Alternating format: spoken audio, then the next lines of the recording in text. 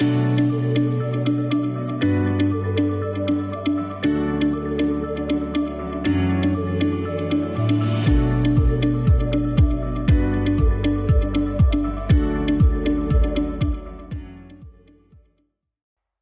everyone, welcome to the first episode of PAPO EMBALADO, a videocast produced by Valgroup and specially designed for you.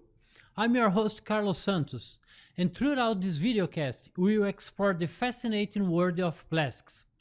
In this episode, we will explore the myths and truths about plastics.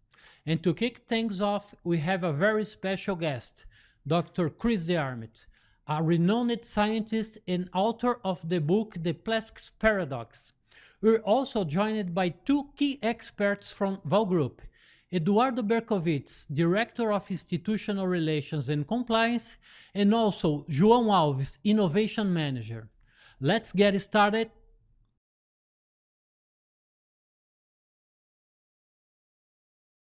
So, Chris, I'm going to start with you. The media often portrays plastic as a major environmental threat. In reality, as you point out in your book, plastics account for less than 0.5% of total environmental waste. Right. So I ask you, why do plastics get so much attention, and how much of this focus is truly justified? Yeah. Well, it's hard to know the motivation, but the media basically want to sell newspapers. They want to get clicks, they want to get advertising dollars, and they want to do whatever it takes to get the money. So I think that's part of it. It's easy to criticize plastics, but if we look at all materials, plastic is less than 1% of materials, less than 1% of waste, less than 1% of impact. So plastic does have an impact, but at the moment we're ignoring 99% of all the impact and just talking about plastics all day. And that's why we can never really win, right? You can't solve a problem by ignoring 99% of it. And that's the point of the book. And that's why my talk is called The Great Plastics Distraction. Not because plastic doesn't have an impact, but because we're ignoring the other 99%. And we'll fail to make any progress as long as we do that. All right. And Berkovitz, that goes for you. How is the public perception of plastics in Brazil, and how are policies evolving in response to myths and misinformation? Okay, thank you. I think the public perception of Brazil is similar to other countries. We need to work with the public, and one point I think is the same is the media, newspapers. The perception of the public is influenced by the media, and I think the big job that we need to do in Brazil is to give the right information for them. In this case, you can use LCAs. And again, I would like to say that LCA, you can use it, but you need to prepare the information for the public because it's not easy to understand an LCA. But you need to prepare this information. You need to go to reporters to explain. This is one point. Another point is the general information. We need to prepare information. Yeah. This information is a general way, okay? And for sure, data. We need to give data. I think the education is the way that we can change the perception of the plastic situation. And education, we are talking about from the young people, youth, and adult too. For sure, you have different difficulties to change, to explain to them. But that's the way that I really believe. And for sure, we need to, and the last one that I would like to say, that we need to use the seminars, events, to explain to public, in public for customers, brand owners, or our internal public too. We have a campaign to incentivize the right information for plastics. And also academy, media. Yes, we are always trying to have academy involved in our information, to have projects, media to explain. As I said, you need to make a movement to all these players to understand that who is plastic and the benefits of the plastic against other materials. Holistic movement. Holistic movement, but practical movement. All right. And Chris, what another polemic topic in here? Plastics are often blamed for polluting the oceans. Yeah. Yeah, people love to talk about that. However, in your research, you found that science tells a different story. What are the real contributors to ocean pollution, And why aren't they getting the same level of scrutiny? Yes. Okay, I'll give the science, and then I'll give a controversial answer to the last part of that.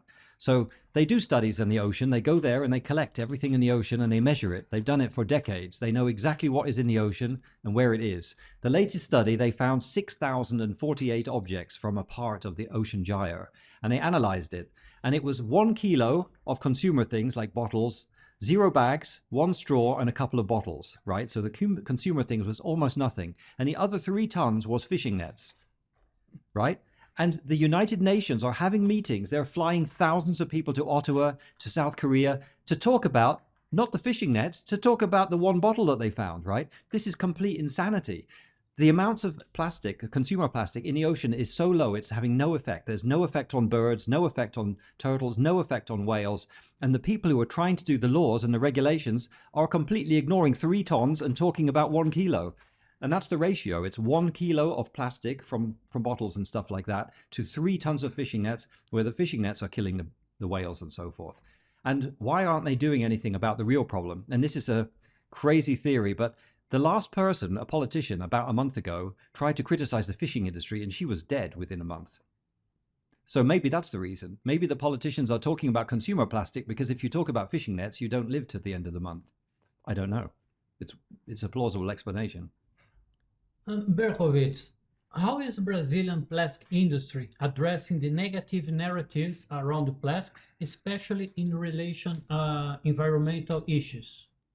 Well, usually we use the trade unions, and we have some of them, but our trade union is the ABPLAST, okay, is our association of plastics, and they start a movement, and together with the companies we can do a lot of movements, seminars, and events. For example, we have ABPLAST have a lot of chambers to discuss the situation of plastic, and for sure marketing, technology, and the situation of sustainability too. One movement that we have in the ABPLAST is, we call in Portuguese, is Movimento Plástico Transforma. It's a movement of plastics that we do it. Is a joining between our trade union and other trade union for example, the petrochemical. And we decide to produce some studies, some shows, some support running to clean the streets. You have a lot of this. And basically, we look at the education. We're trying to do mainly with children in this movement. Another work that we are doing in ABPLAST is, as you said, Chris, is about the treaty of the pollution. I think the key point is people are not discussing the plastic. We are discussing the pollution of plastic. Yeah. This is a change of mind that started in the past, but I think now it's settled. But okay, now we are discussing the pollution. And so ABPLAST, our trade union, with some companies, are supporting the discussion in Korea. We'll be in Korea, in Canada, it's French, and etc. etc. This is another movement that we are doing. And sometimes we have the partnership of the other trade union as ABIKIN, and ABIKIN is the association of the chemicals, and they support, and together we have some work together to develop this movement, not to against the plastic, but to support how plastic is important, how plastic is a best material for our lives. Okay. All right. Chris, come back to you. Let's stay a little more in the ocean question because it raises up a lot of narratives. And one thing it's very interesting and is the Great Pacific Garbage Patch. Yeah. Okay. And with claims it's a massive floating island of plastic waste. Yes. So I ask you, what is the real story? And what is the patch actually made of? Yeah. The patch doesn't exist. It's complete fiction. But what about that pictures from helicopters and the pictures they show you are from the Japanese tsunami, and if you look closely, it's full of wood. It's not plastic at all. So there's never been a picture in the history of the world of the garbage patch, because you can swim through it and see nothing. You can sail through it and see nothing. In fact, there was a LinkedIn post. A guy just went on a 7-day cruise with his wife with a balcony and didn't see a single piece of plastic on the whole trip for 7 days. So This thing with the patch was made up, and they even worked out, there's a PhD thesis, Kim DeWolf, I think is the name of the author of the PhD thesis, where she talks about the myth of the Pacific garbage patch, this floating island that nobody's ever seen. And they even go to the captain who had discovered this area with a little bit more plastic. And journalists want him to sail and show them all the time. They're dying to take a picture, and he always has to tell them, there's nothing to see there. I can drive you there, but it's just ocean. You don't see anything, because it's just an area with a little bit more plastic than the rest of the ocean that has even less. And that's a problem. So the maximum amount of plastic you can find in that gyre is, have you played Monopoly? One Monopoly die per Olympic swimming pool of water. That's the worst pollution in the world, that amount of plastic. And it's too much. It shouldn't be there. But it's not a floating island. And not even the fishing nets? The fishing nets do cause harm, and that's why they need to regulate the fishing nets. But at the moment, the UNEP and the Inc. 5 says, I think we'll just skip the fishing nets. We're going to talk about 0 bags, 1 straw, and a couple of bottles instead. And they also used to say that there are some islands with a lot of plastics in it. Is that real? Is that true, or is another fiction? It's partly true. So some of the green groups talked about Henderson Island. They said it's the most plastic polluted island in the world. And if you look in the book by Dr. Patrick Moore, who used to be the president of Greenpeace, he literally says that's complete nonsense. And I even found, Google Maps, you can go to Henderson Island, because these green groups are very clever. They always pick a polar bear. You can't check polar bears. They always talk about CO2, which you can't see. And then when they talk about plastic pollution, they pick an island in the middle of nowhere that you can't visit, right? A regular person can't check their story. But if you go to Google Maps, you can walk all the way around Henderson Island yourself, and you'll see nothing. It's just clean beaches. But there are some, so usually isolated beaches have no plastic because there's no people there. The stuff you see on a beach, it's been proven by scientists to be from the people on the beach. In Brazil, it's these little queso sticks, the wooden sticks from eating the cheese. That's what you find on a Brazilian beach because it's dropped by Brazilian people. You don't find it on any other beach apart from the beaches in Brazil. So that's where beach litter comes from, is the people on the beach. If you go to a remote beach where no people, you find just a clean beach with a couple of nets, and that's all you see.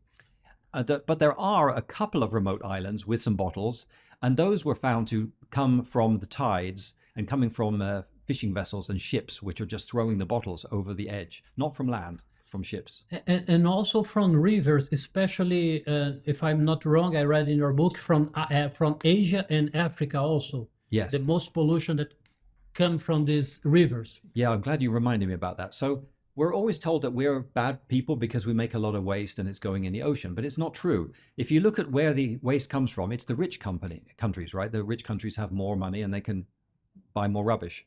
I buy way too much rubbish. We all do it, I'm sure. I've got 3 phones in my drawer, right, that I don't use. So we're buying all this rubbish, but we're not the ones putting it in the ocean. If you look at where the waste comes from, it is us. We're making more waste. But if you look at who's mismanaging the waste, who is putting it in the ocean, it's countries in Asia and Africa. So why are the green groups trying to make us feel guilty for a problem which is not our problem? Because you have money. Because we have the money. You can't go to a guy in Africa and say, give me your money, because that guy doesn't have any money, even though he's the one who's actually generating the problem. And it's not that they're bad people in Africa. It's just that they don't have the same technology. They haven't caught up with where we are yet. So it's not a criticism of the people. But the reason the green groups want us to feel guilty is we have money. Another question, you talked about when we were talking about the pollution in the oceans, you mentioned the fishes and you mentioned the turtle. Yeah. And then I remember the viral video showed a straw being pulled from a turtle's nose, and it sparked global world overall and outrage. Yeah. And in your investigation, what did you discover about this incident, and was it really a straw? And what does it symbolize in the larger conversation about plastics? Yeah, that's a great example. So if you go to my website, and it's free, I'm not here to advertise my website. I give all my information for free. So if you go there, there's a whole page. If you just type into Google, fake turtle straw story, you can see the real story. If you watch that video, they found an object in the turtle's nose, and they're saying, what is it? What is it? Is it like a reed? Is it a worm? I think it's a worm. And then they pull this object out. You can't tell what it is, right? And it's all disgusting with blood and everything. So it's really gets the emotions going. And at the end, the woman says, what is it? And they say, he bit on it. He said it's plastic. It was never analyzed, this object. They never took it to a lab. They never did any analysis on it. One of the guys in a pair of swimming trunks bit on it and decided it's plastic. This is not how scientists do things, right? I don't go around biting on books and biting on bottles and saying what it's made of. You use the example in your book of the dog with a stick of wood. Yeah. So first of all, they had zero evidence it was plastic, just some guy biting on it. And then we wrote to them an email. The same lady, Sybil Sestari, she translated this to Portuguese. She wrote to them and said, how do you know it was a straw? And they wrote back, I have the email. Oh, we don't. It could have been anything, they wrote. So 240 million people have seen a video about a turtle with a plastic straw up its nose with zero evidence it was plastic and zero evidence it was a straw. And to your point, this is the problem we have, right? It's so easy to spread nonsense on the internet. They did a study that a lie is 70% more likely to be retweeted than the truth. That means that it's infinitely more likely for a lie to go viral than the truth, because the truth is more boring than the lies. An emotion Right. behind the lie. Right. So our kids are watching total nonsense and making decisions. And as I just said, they found 3 tons of material and 1 straw. And you mentioned the dog, right? You can go also to YouTube, which I did, and said, I looked for dogs with a straw up the nose, with a stick up the nose. And they found videos. There's dogs who just fall over in the forest and they get a stick up their nose, right? But do we ban trees? Let's forbid the yes. Let's forbid forests. This is outrage. This is an outrage. My dog has a stick up its nose. We need to ban trees immediately. This is the logic that these people are using. Yeah. And you know what? Let's go straight to the point. Why do you believe plastics have become the scapegoat for environmental issues, and other than, as you mentioned, other materials are also contributing and much more for the pollution? Right. Well, part of it, and I've been told this, that people know that the other organizations, the other industries are spending money to get our business, and that's normal, right? Everyone wants money. So we know for a fact that other organizations, the metals industry and so forth, are spreading misinformation about plastics because they want the business. So that's understandable. But why is it so easy for them to do it? And I think the reason is, this is obviously synthetic, right? When I hold this, it doesn't feel natural. Something in my brain does not feel that this is something natural, and you react on that. If I feel a piece of wood, even if I drop it on the floor, it's litter. If you drop a leaf, you know what that's called in English when you drop litter, piece of leaf? It's called litter, leaf litter. Yeah. In the fall, it's coming from the trees. It's all litter, but we don't think of it as litter, right? Even though it is, because it's from nature. So this is the problem. We've had metal, we've had concrete, we've had clay, we've had paper, we've had all these materials for thousands of years, and it feels natural to us. But as soon as I see a plastic bag on the table, it looks like so ugly and so man synthetic. products. Yeah. So I think we have an inside reaction which makes it very easy to criticize and demonize plastic. It's illogical. All right.